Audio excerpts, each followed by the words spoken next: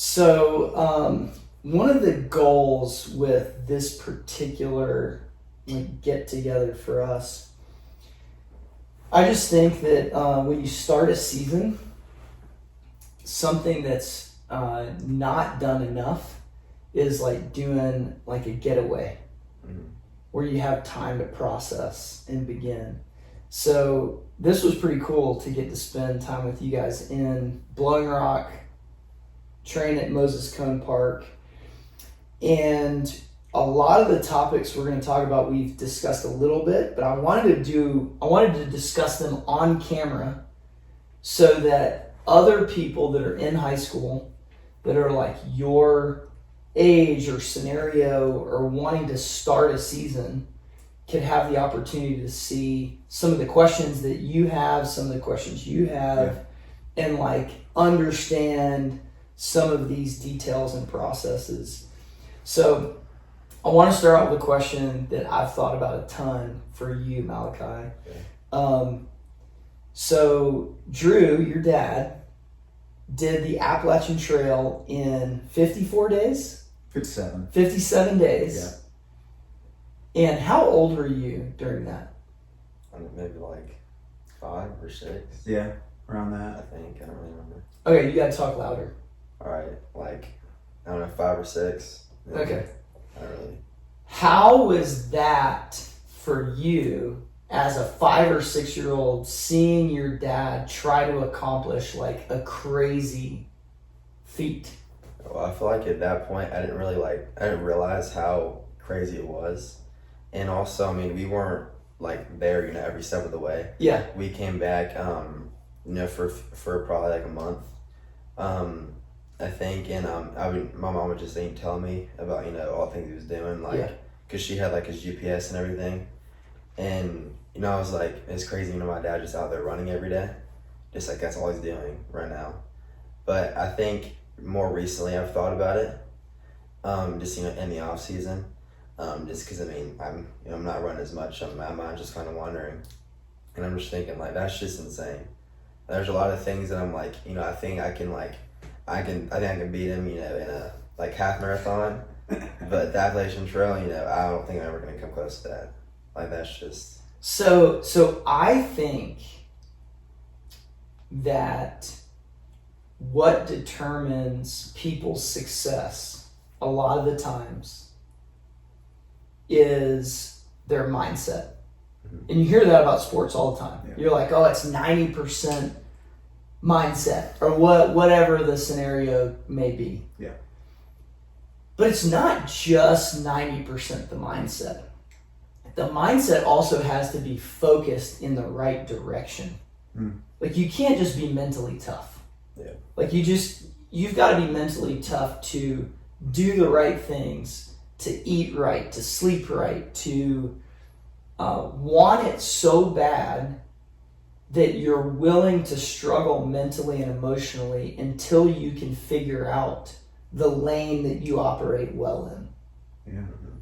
So I feel like we've kind of sifted through your lane a little bit in the last couple of years. Yeah.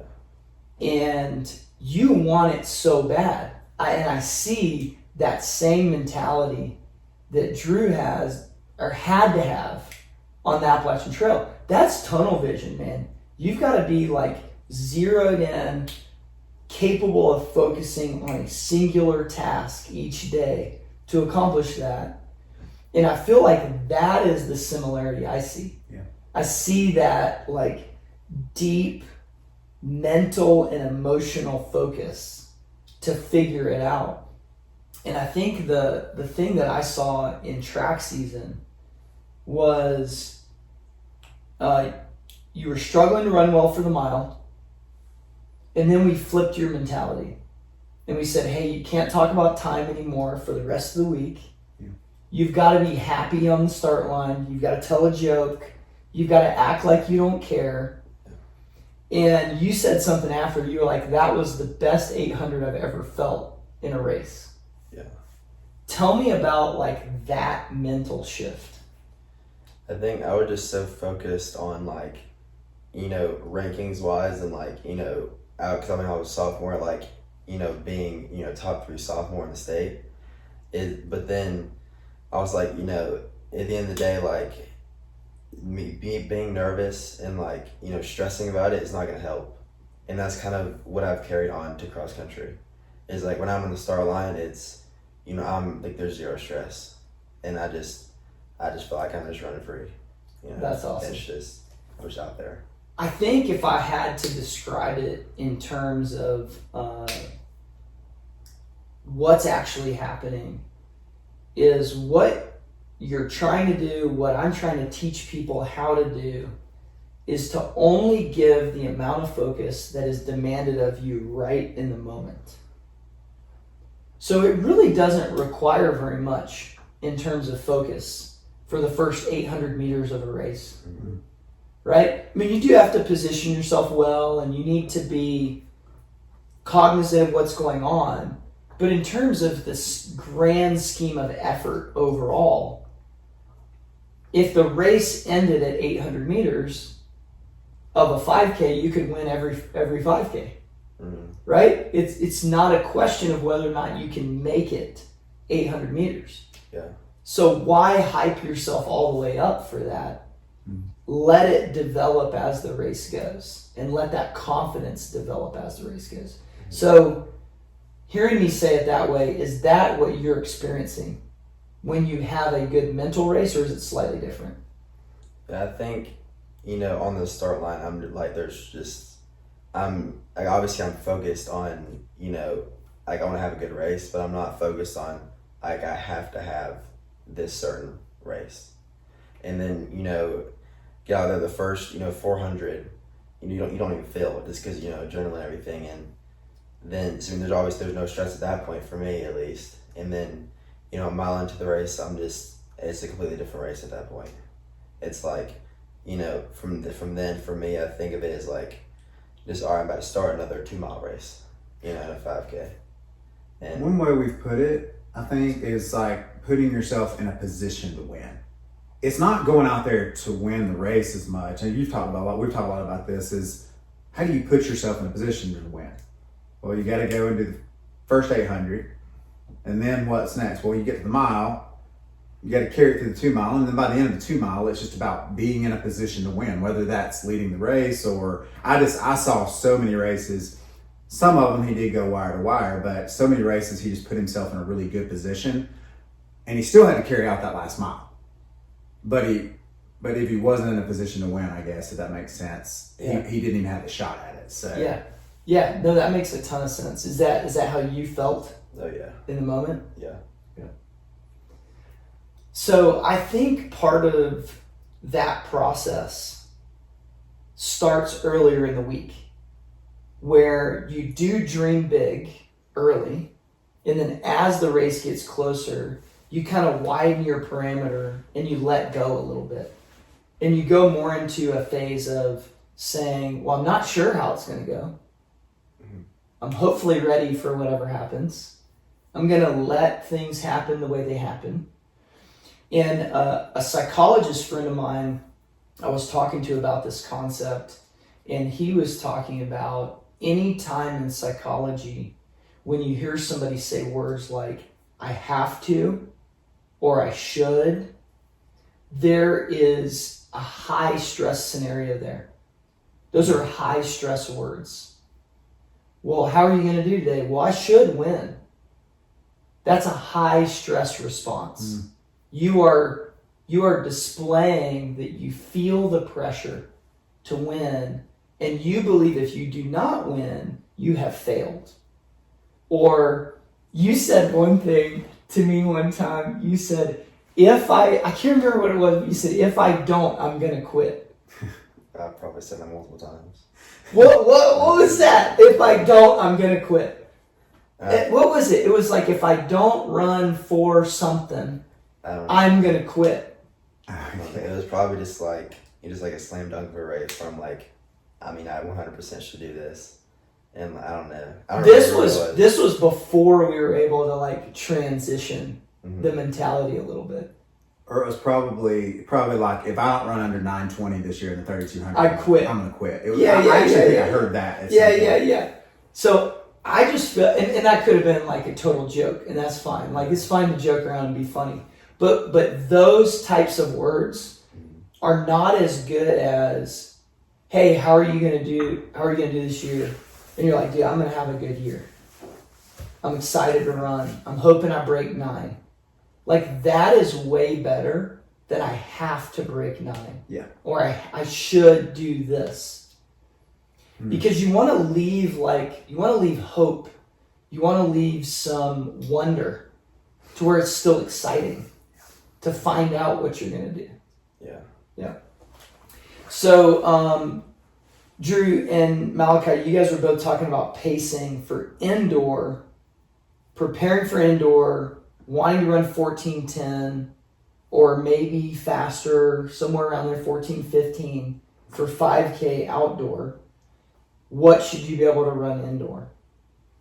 I do think that there's probably a similarity. Like, if you can run something indoor, you're probably going to be able to run that for 5K outdoor. And especially in your specific scenario where you went to Foot Locker Nationals, we took a week off, you're just now getting started back. So, running a indoor 3K in 3 weeks, you're still not going to be in 100% shape. Yeah. So I do think that's a good target. But like we talked about, I would rather you approach that race with that same attitude of wonder, where you do put yourself in position to run well, but you're not committed to a particular time or split, and you do run it off of how you feel. Yeah. And it's an open door to what you could potentially do. Because maybe you set the goal for 8:30, but you run 8:22. Or maybe you set the goal for 8:30 and you run 8:35. All of that range is going to be good. Yeah. And you don't know the variables on the day either, how you're going to feel.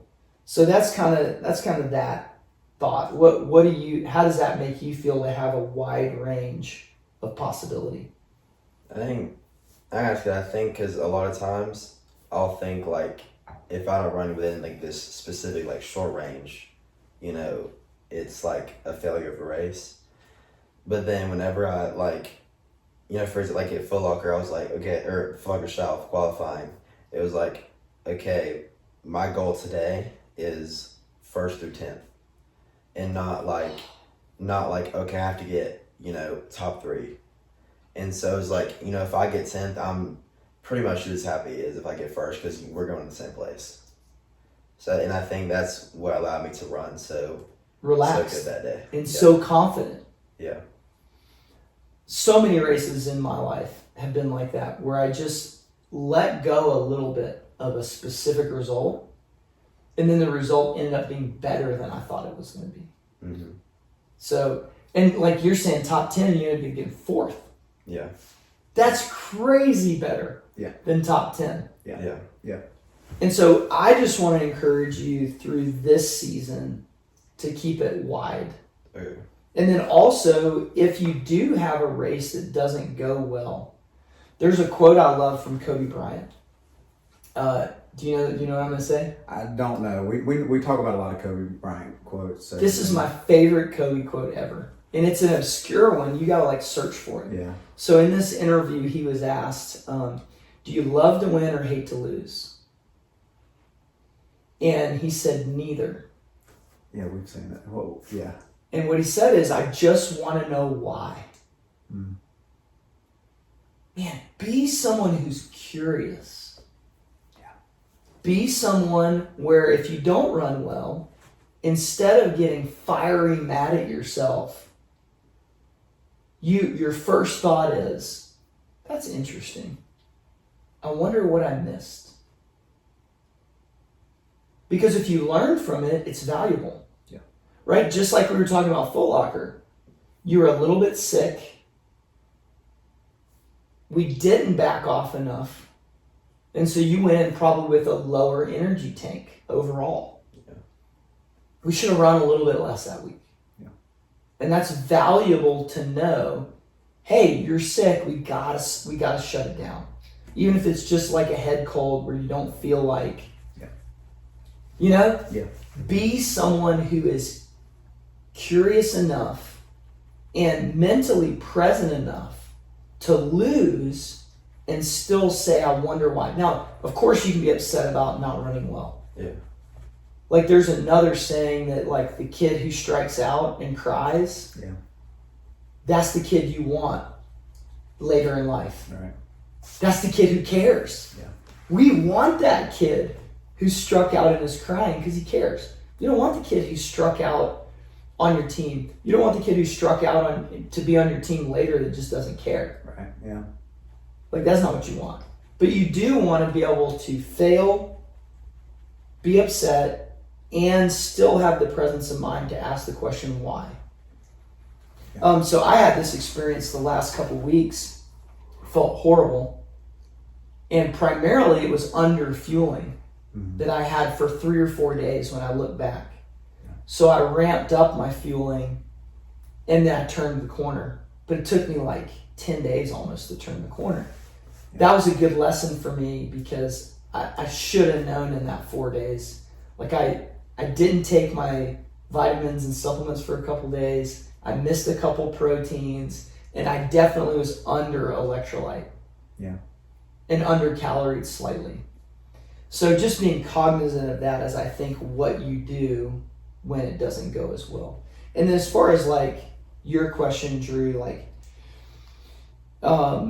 switching from indoor to outdoor during indoor season, I don't think it matters. Yeah. Just find the best competition and go for it. Okay. Cool. But I don't think we need to do a bunch of indoor races either. Right. Like Right. 2 or 3 is fine. Yeah. And if one of them goes well, Yeah. out of the 2 or 3, that's a successful indoor season. Right. And then we just keep going. Cool. Yeah. Another question, I'm going to tie these two together, you guys asked, was build up for cross and track differences and also mileage difference cross and track.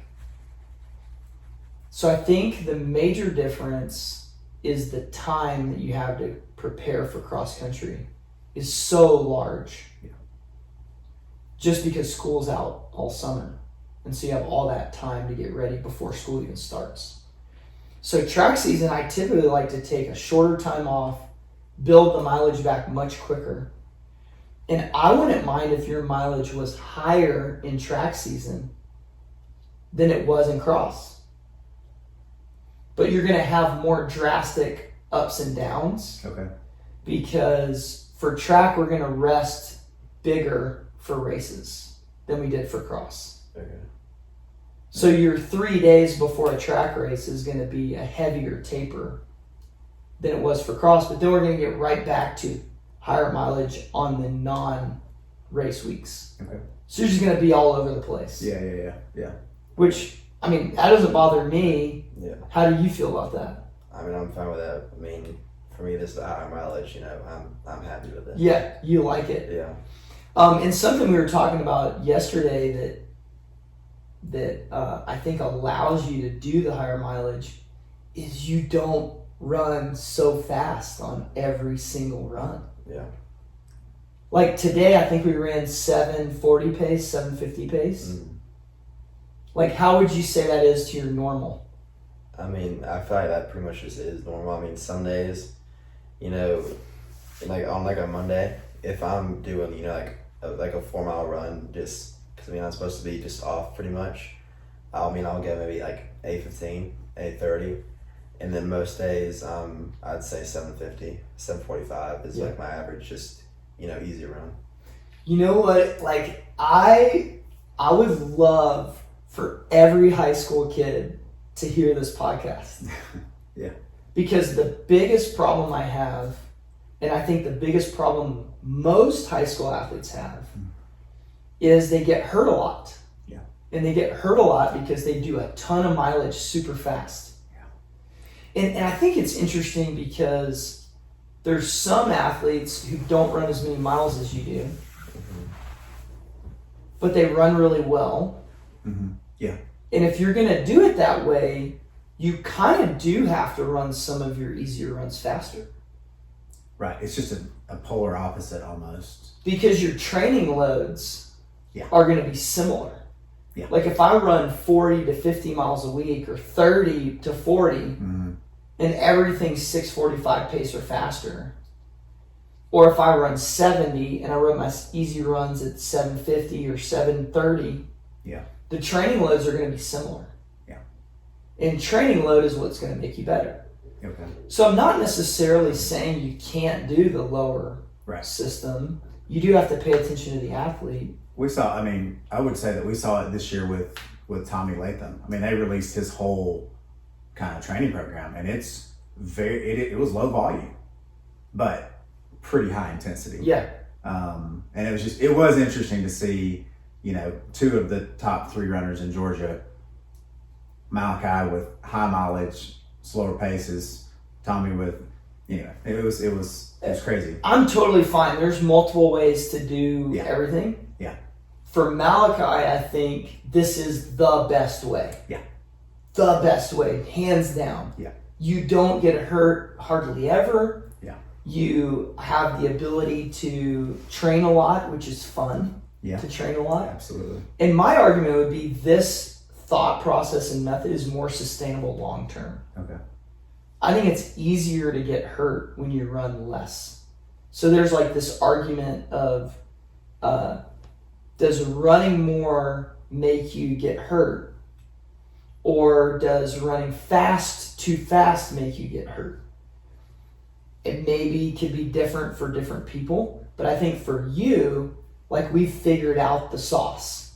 Yep. Like you're in your groove and you need to stay in that groove. Absolutely. And be willing to, but also be willing to bounce around where you have a mile a week that's 40 and you run an amazing 3K. Yeah. And that's the focus. And then the following week we don't race, so we go right back to 75 or 80. Like that's totally fine for you because you've figured out how to manage your loads properly. That's good. Okay, so explain this question a little more. So you guys were asking, like, what if you target the mile versus... Oh, I have an interesting response to this, but I want to understand the question. What if you target the mile versus the 3K versus the 5K? Well, this was my question. So, you've got some true like middle. I mean, mile is basically middle distance in my brain, and so I've seen some high school guys target running the fastest possible mile. Like that's really all that matters. And again, looking at Tommy's season last year, he was running 4 flat, and he was very clearly targeting that. Versus, I know Malachi is targeting. He wants to run a fast mile. I wouldn't say that that's his top priority. I mean, if he could win the 5,000 national championship, he would probably be more. I mean, am I right? You would rather do that than run a 4 flat mile. So what are the differences when you're clearly still targeting some really fast times, even in the mile, but your focus is really more toward the 32 and the 5,000. What are the differences in training and prepping for that? I don't think they're huge. I think they're nuanced. I think there's small differences because I think primarily, at least the way I think about coaching athletes, I'm trying to get you in the best shape that you can get in as an individual. Physiologically, mentally, emotionally, nutritionally. And I know if I do that, everything's going to be fast. Okay.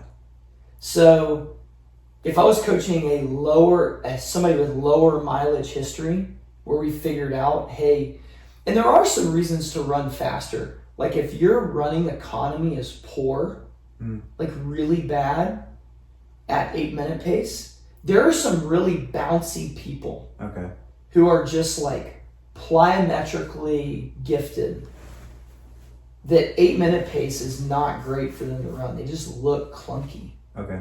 Yeah. And so they may need to run lower mileage and run a little faster. Okay. So I think for you, I'm coaching the athlete more than I am the event. Yeah. So I almost feel like if we get you in your best 5K, 3K shape, you're going to be in your best mile shape. Okay. Whereas if we just do a bunch of mile workouts, what you're good at, that would be a bad move. Okay. Right? Yep. So we do a bunch of fast mile workouts and we forget about that you're an aerobic animal. Yeah. And then you're going to get worse.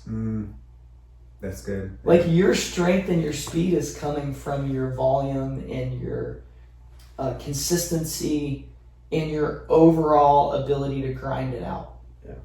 Like I think of you like a Dathan Ritzenheim type athlete, where you're gonna grind them down. Yeah.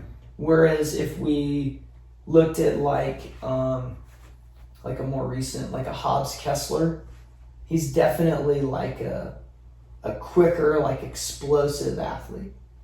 At least from my observation. Right, yeah. Right? No, I don't know Hobbs, but I'm just Right. and I don't know Dathan really either, but just looking from the outside, like I would say you're a little more on the endurance side of it. So let's play to your strength, and then we'll do some faster workouts. Right. But like we were talking about before, what we want for you is we want the ability to close in 58 off of something that's pretty fast. I would rather develop that than the ability to close in 56 off of something that's slow. And maybe you can do both, but we're trying to target the ability to grind it out. Okay. Because that's what you're good at. Yeah. Right. Clearly. Right. Like watching you race. Right. Like, and that's what you're excited to do too. Yeah. Like you put, I don't know, 17 seconds on the group at Foot Locker South? Or 10 seconds? Oh, no, something it was, like that? no, it was like 6 seconds. 6 seconds? But yeah. But still, like that's what you're like excited to do. Yeah. Let's stick with what you're excited to do and not try to get you into a different box that you're like, I don't know about this. So I think even the decision of Malachi's decision making, saying, "Hey, I am more excited really for the 32 and 5,000." It really comes from the fact that it's because that's what he's better at, and so we're kind of saying the same thing. Well, and another thing we talked about before too was this like thought process of what's different with cross country training versus track training. Yeah. And my argument is not very much. Because when you see how well people run immediately after cross indoors, and then you hear all the time, we haven't even really done track specific stuff yet. Well, you have done so much aerobic work that you're getting the huge benefit of that. And then sometimes not doing that speed work allows someone to be fresh in order to finish fast. So they're such aerobic animals. Yeah. And then you take a surface of cross country, which is hard to run on. Yeah. And then you slap them on the track with great rebound and footing, and you're like ready to roll. Yeah. So I think they're not that different. I will say the difference is like championship racing. Like if you win the 5,000 outdoors nationally, like we need to be prepared with some specific workouts that are like in and out type workouts. Yeah. Where you're floating and then you're having to change gears over and over again. Yeah. And I think in cross country there's a little bit less of that. Yeah. A lot of the times because it's like fittest man across the line. Right. Where in the track it might be fastest man wins. Right. Deep into the race. So I think that's the subtle difference. And you do just more workouts on the track because it's track season. Right. And it's fun. Right. Yeah. Right. That's good. So you just got an altitude tent. I gave you a protocol. Yeah. How long have you been in it? I think I slept in it for 3 nights. That's it? Before I came here. Okay. Yeah. How did you sleep? I mean, I slept really well. We have just a little fan in there. So I mean, it's not like burning up. But I've woken up out of 3 nights. I've woken up just one time, like it's in the middle of the night. So no issue. So no issue at all. Are you feeling like dry mouth when you wake up? No, I mean I just feel like I just woke Fine. up normally. And what altitude did you start at? I started at 5,000. Okay. Yeah, I think you can slowly ramp up to 8 and then go like 3 to 4 days on. And let's say there's like every week or two, like whatever workout of the week that you're excited about, I would take the like say it's a Wednesday workout. So I would take Monday night and Tuesday night and sleep at sea level. Do your workout and then go back to altitude that night. Okay. So you're like 3 to 5 days on, a couple days off, and you just play with it. Okay. And then if you feel bad and you're like, man, I just like trash, then don't sleep at altitude. Yeah. And then the science says you need to spend like 14 hours a day in there. Mm-hmm. So if you can, like, do your homework in there. Yeah. Or take a nap. Or like if you're gonna be off your feet and you can be in there, do it. And then you've got the mask. I think you might have to order another mask, right? I don't know. We have a mask. There was a mask. That was the mask is there. We gotta figure it out. Yeah. But we've got the bike. So. Yeah. So the other thing you could do is your cross training doubles at altitude. Yep. And then you also could wear the mask if you're outside of it. Yeah. Oh yeah. So I mean, it just depends on how like mentally capable you are of doing some extra. If you wear it for a short period of time, like 30 minutes or an hour, you can go up pretty high. Okay. So that's called intermittent altitude, like high altitude. Okay. Like, so you could go up to like 12,000 if you're going short term. Yeah. And the main thing is take your iron, pay attention to your recovery. I do think sleeping in the altitude tent helps. Okay. I do think it stimulates red blood cells. So it'll be fun to play with. I think we'll find out. And it'll be fun to go to Flagstaff and compare last year's Flagstaff heart rate. Yeah. After being in the tent this season. Yeah. And then the other thing is we need to get your blood test done. Because we'll be able to see it. We'll be able to see it change. Okay. If it's working. The next question is recruiting process. So what's your do you mind telling your top schools at the moment? Honestly, I don't really have any like top schools right now. I mean, I've just been talking to just a few coaches. No official visits yet. Okay. No official. Everything's just been coaches' conversations. So here's my advice for you and for any high school athlete. It's a simple process. Number 1, visit 5 schools. Whatever schools you want to. Just look at them. Make sure they have your degree, whatever you want to do. Visit them. Meet the coach. Meet the team. And I would take the approach of you are interviewing the coach. Think of it that way. Instead of them recruiting you, you're actually recruiting them. Like you're essentially paying them to be your coach for 4 years. Yeah. Now, even if you get a full scholarship, you're still saying, "Hey, I'm picking you." You're picking. Mm-hmm. So you're buying the car. Right. So you need to treat it that way, and it will be so refreshing for coaches when you show up with a long list of questions. And you ask them instead of them grilling you. Okay. And you'll also know the answer to the question. When you visit those 5 schools, you apply, they have the degree, you visit the team, you meet the coach. You will know after you visit 5 places. You'll be like, that's where I want to be. Okay. So start now. You can just start visiting now. Yeah. That's good. Pretty simple. Yeah. That's it. Yeah. That's the whole deal. So I have something I've been working on with workout fueling, and I'm calling it maximalist fueling. So I kind of came up with this idea copying the cycling world. So there's a saying in cycling, don't diet on the bike. So if you go ride an hour with any group, they will drink the entire hour. They will take in carbohydrate. They will fuel. Why don't we do that with running? Why not get ahead of it? Yeah. Here's why I think we don't do it.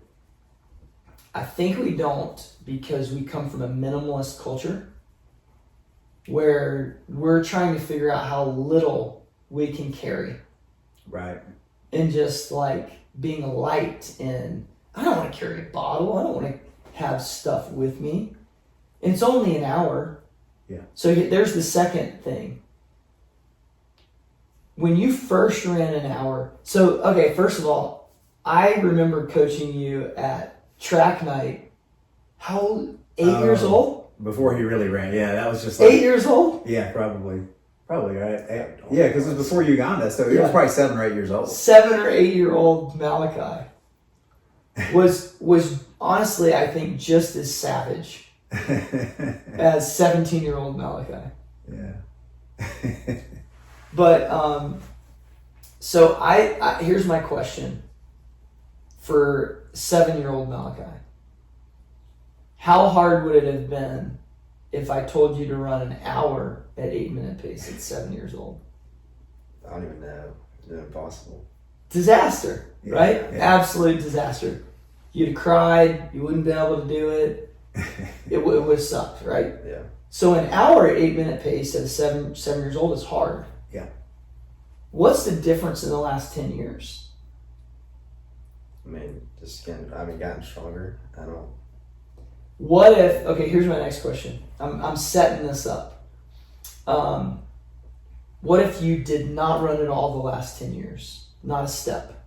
And you're just into computers. You're not a runner.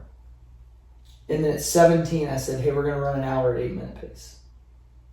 It'd be really hard. Yeah. Mm-hmm. I think the second reason we don't fuel as much during running is because we've normalized the difficulty of what we do. Mm. What we do is still hard, even if you're skilled at it. So an hour at 7:30 pace, I argue, needs fueling. Mm. Because you can get ahead of your recovery, you maintain your hydration, and I think an hour at 7:30 pace is hard. Now physiologically it's not hard. Yeah. Mentally it's not that hard. But I'm saying from a fueling, a hydration standpoint, you lose water, you lose fueling, and you can get behind. So my goal for you this year, as we do some harder workouts, is I want you to always have carbohydrate with you, electrolytes, and water. Those three.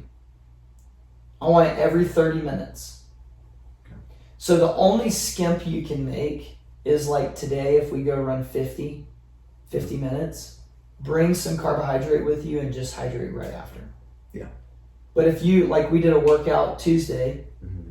and I made you drink during it and eat carbohydrates during it and have electrolytes. My argument is you recover so much faster, and your last couple reps, what if they're just imagine, what if they're 3% better your last couple reps? Yeah. What kind of impact is that going to make over a year? If you're 3% better on your final 2 reps because you fueled and hydrated and you have the electrolytes. Yeah. So hydration, obviously we understand that.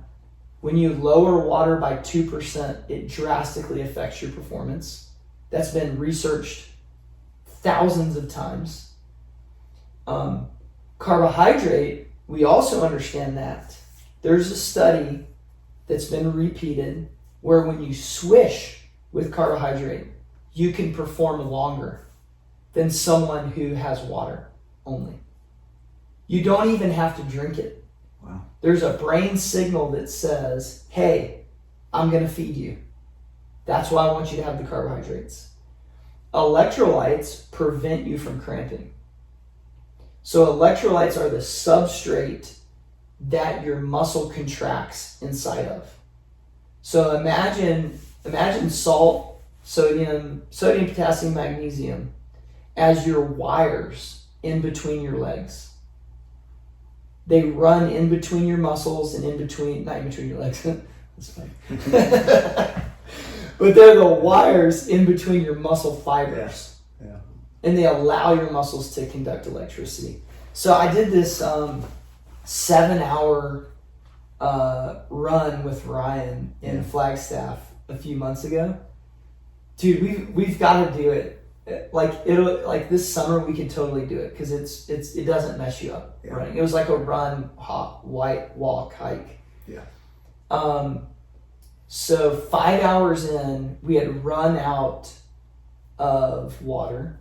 We had run out of carbohydrates. We did not bring enough water because we were sipping out of the straws in like little water pockets, water cups, like in the rocks.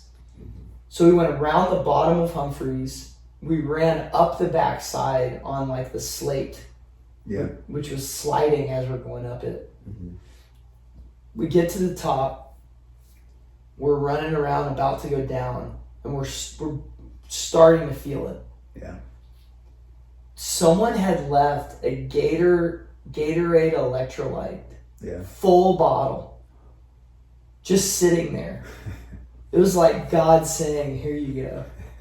So we split that, and I could feel my muscles let go because it was such an extreme scenario. So my thought process with the electrolytes is, let's get ahead of it, and let's never get to that point. Yeah. Let's get to the point where you're done with the workout, and you're almost not even hungry or thirsty.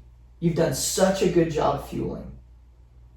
That's going to help your second workout. That's going to help your recovery later. And it's also going to create a process. One day you're going to be an amazing marathoner. And I think you know that. You will be. Yeah. You'll be an amazing marathoner. You will have spent the next 5 years, 6 years teaching yourself how to fuel properly for the marathon. Yeah. So thoughts on that? I mean, just like, he's going to the marathon, like, I mean, obviously, I think my training, you know, compared to most, like, high schoolers right now, would be the equivalent of, you know, a marathoner training, like, professionally versus, you know, a 1,500 runner. And so I think, like, I've always thought, I think I can be really good at the marathon, but it's also, like, as much as I do love running for like a long time, I've always thought of it like, especially as a high schooler, like I'm not going to marathons now. Oh no, It's like, you know, I'd rather run super fast for 12 and a half minutes rather than, you know, 2 hours. Yeah. It's daunting. Yeah. It's daunting when we look at workout, at marathoner workouts, and they're crazy. Yeah. Yeah, I think if you start fueling, your eyes will be opened as to the potential of what your body can do and still feel good. Yeah. So that's my contention. Part of what I want to do is I want to share this like protocol and this idea with as many high school athletes as I can, because I think that is what people are failing at the most in high school. I think they're not fueling well at all. They're not preparing for the workouts. They're not eating the right foods during the day. They're not fueling during the workouts. And it's just, most bad workouts are nutritionally poor setups, is what happens. You're just not fueled right.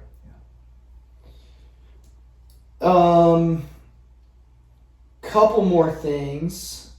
So I want to talk about plyos for a minute. I'm putting some more plyos in your schedule this year. But the thing that I want you to know about plyos is they don't feel like you're doing anything, because you rest in between jumping. Like, so you get a maximal explosiveness. Okay. So it feels like, what am I even doing this for? It's not even hard, right? But they're so valuable because they're the neurological benefit, not necessarily the cardiovascular or the I'm pushing a max amount of weight benefit. Okay. I just had this conversation with another athlete who did a plyos routine early, this year. They didn't go to Foot Locker, so they're a little ahead of you. But they were like, I don't really want to do that. It's too easy. That's fine. That's fine. You're building bounciness and explosiveness. And here's my selling point of why you need to start now. And why you and I as 40-year-olds need to do some plyos too. So my 9-year-old son, dude, watch him. He will jump from there to here unprompted while he's watching TV just for fun. Right? Mm-hmm. Like, and so I think the argument people will make with plyos is they'll kind of forget about them because really young kids do them without prompting. You know, we're at my parents' house and my son, when he goes from my dad's shop to inside, there's a small brick wall. He will not walk around the brick wall. He will run. He will jump on the brick wall, he'll jump off the brick wall, and then he'll sprint to beat whoever's trying to walk with him. Right? Yeah. Totally random. He does it every time. When we're there, he'll do it 6 or 7 times that day. Yeah. Right? How weird would it be if I came over to your house and I started jumping on your couch and being like, I'll race you to the house, and I'm like jumping off the brick wall and run. Like, that's not normal adult behavior, right? So we denormalize that the older we get. Yeah. So my argument is we need to plan it. Mm-hmm. And we need to be bouncy even at 40 years old. Yeah. So when you do plyos, just relax, understand you might do 5 jumps and rest 2 minutes. It's okay that it's easy. But you want to give a maximum effort while you're doing them. Does that make sense? Like a maximum jump, rest. Maximum jump, rest. Yeah. And it's fine if it's easy. Last thing that I have, and then you guys can fire some questions if there's any more. And we talked about this off camera a little bit. I believe part of your strength as an athlete is going to be in preserving your willpower and making as many of the decisions you have to make during the day pre-made so that you don't have decision fatigue. So I think working out hard and having a clear mind, part of it is not being mentally and emotionally tired. And so 2 things you can do to preserve that are plan what you're going to eat on a regular routine, plan when you're going to work out on a regular routine, plan when you're going to go to bed on the regular routine. So your day is pre-planned. You actually don't think about very much at all. And then trust your coach to where your workouts are pre-planned. Yeah. You know what you're going to do, and you don't have to think about, are 400s better than 1000s today? Yeah. Right? When was the last time you had that thought? I don't even know. I mean, this because with all this happened this past few years. Like, if you give me a workout and there's no questioning it. Yeah, like, your life is basically planned. Yeah. That is such a good thing for decision fatigue, because then when you're at rep 17 of 20 and your body's saying, I don't know if I can make it, you're having to pull on your willpower. And you're also having to make the decision to not stop. Mm-hmm. Like, and that's normal for everybody. Mm-hmm. You're going to have that daily for a workout. Well, I even think about the fact that it starts with, I mean, you run first thing in the morning every morning. I mean, for the most part, unless you've got an off day. So it's like, there is no, when you start making that a decision, that's where I've seen, oh, I'm not going to run right now. I'm going to run after. I think we talk about this for our Sunday morning run. Well, even if you do have time, in the afternoon to run, well, your decision's already made. There is no, what if the weather's bad? We've already just made it unless there's just this great big thunderstorm or something.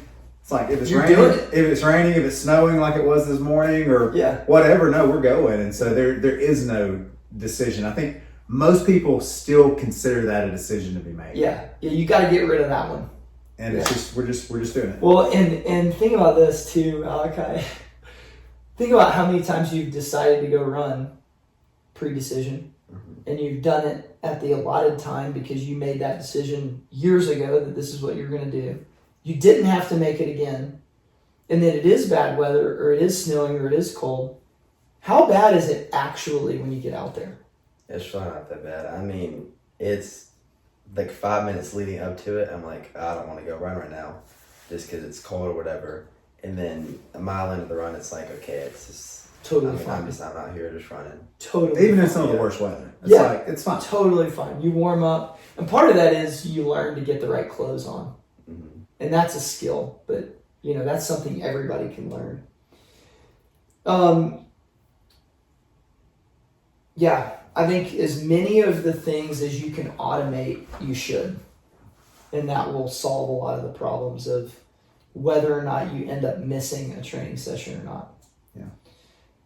Man, that's really, and I tend to think about planning a season about planning the big concepts you're going to work on and day to day doing the things that you have to do rather than some big idea that's different. Because it's really just a bunch of little things that add up to getting better day to day. So questions, do you guys have anything?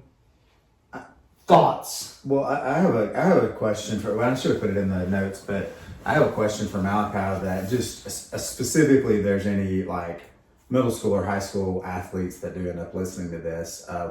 One thing early on in middle school, because I think we started coaching with you in 6th grade. I'm pretty sure, in the 6th grade.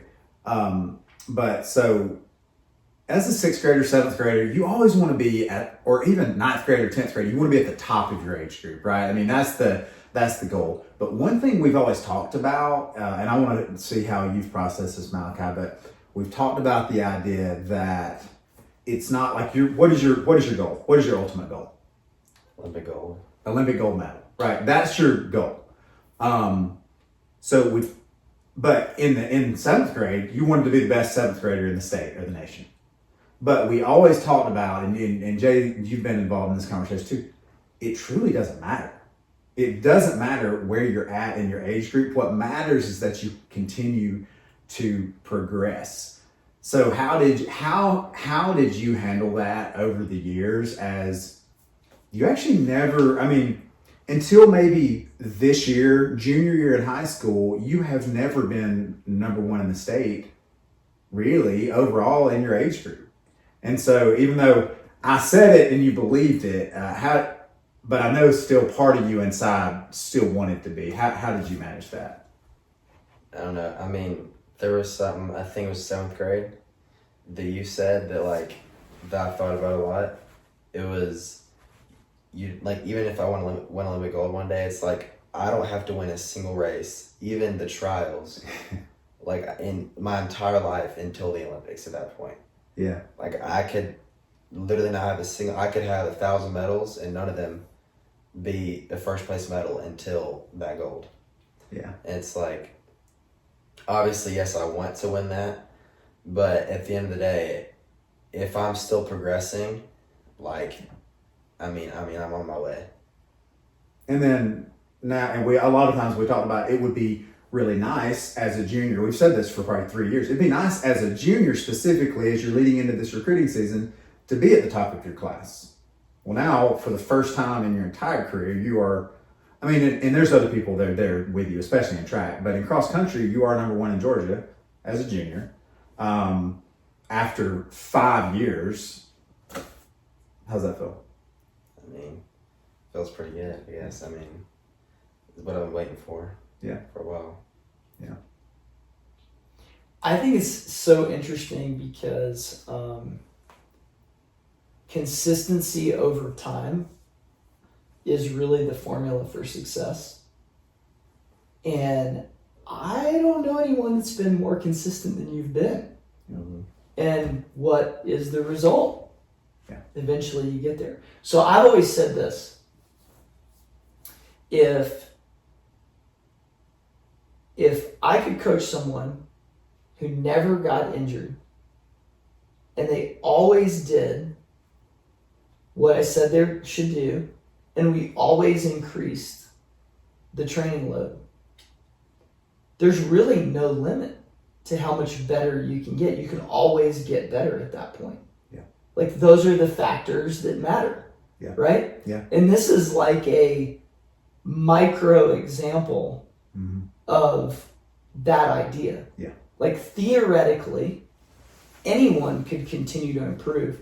And I guess father time or your age does win at some point. Right. But I mean, that's not until sometime in the 30s, maybe. Yeah. And even then, people a lot of times continue to get better later than that. I think a lot of times that's because they didn't maximize earlier. Yeah.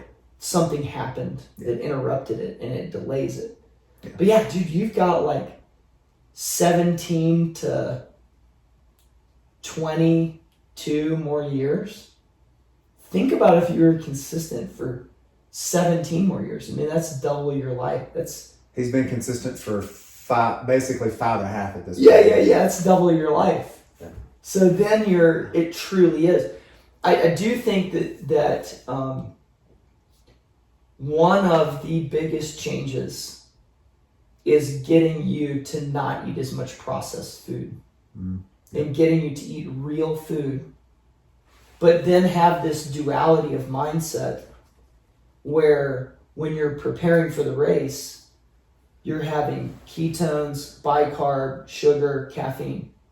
You realize those are the most processed foods, right? Yeah. Like, so on one hand, you've got the cheerleader over here for, we're going to eat as much processed food as we can, right? To prepare, during, and immediately after. And then you've got a separate cheerleader from the same place that's like, hey, why don't we avoid Gatorade and snacks and what was the thing that you used to love? Cheez-Its.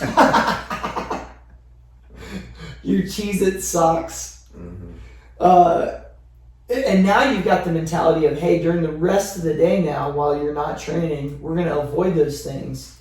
And we're going to get the most nutrient-dense foods we can. And we're also going to supplement and make sure you have vitamin D and A and iron and all these other things. So it's like, I think that is one of the biggest changes that took you from here to here. Yeah. Because that's the major thing we changed in the last 2 years. Oh yeah, it's about probably 18 months ago. I think. It's the major change. And then all of a sudden, wow, we're seeing a much better shift. What's interesting is that we saw the biggest shift about 11 or 12 months after, or maybe 10 months after he kind of started. Because it took us a little bit. It wasn't like this all or nothing, but I mean, 18 months ago, and then it was about 7 months ago that he really saw this significant shift upward after being consistent with the diet. Yeah. That's good. I think there's another level of that if we fuel during the workouts. That's why I want to be so clear on that and like encouraging to see that through.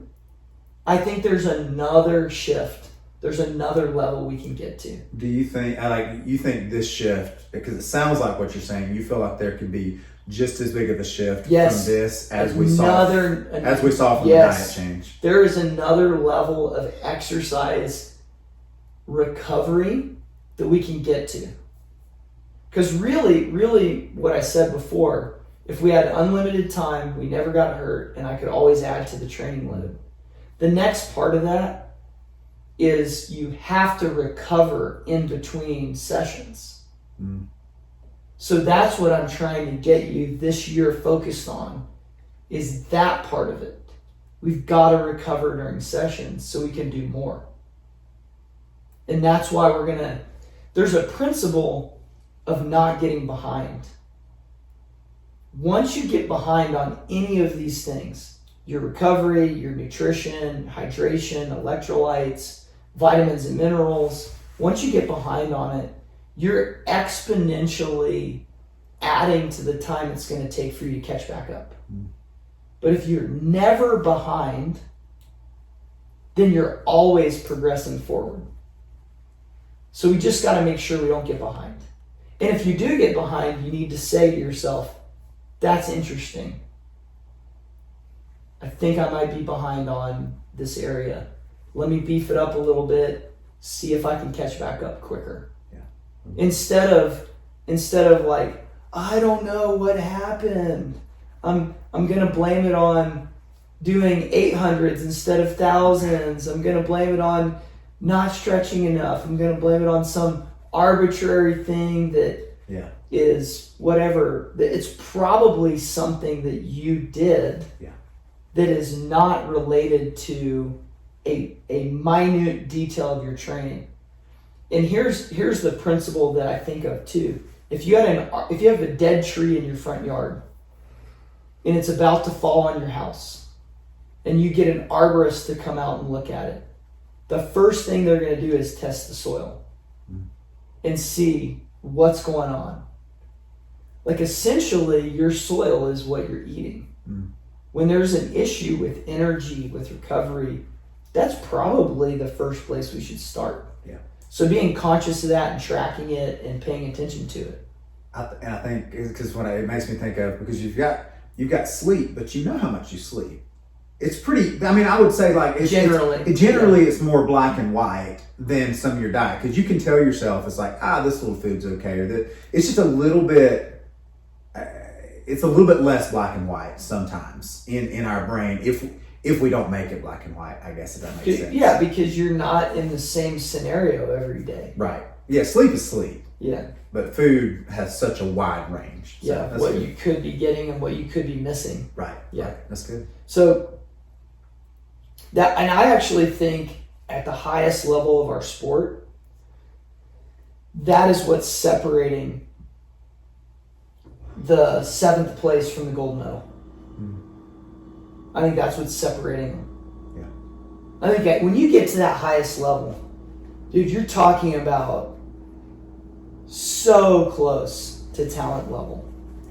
Yeah. And the best example of that to me is the mile or the 1500 right now. Right now. It's so fun to watch. Yeah. Because you've got Hawker and Ingebrigtsen and the Goose and Kerr, and they're all, it's a toss-up of who's going to win.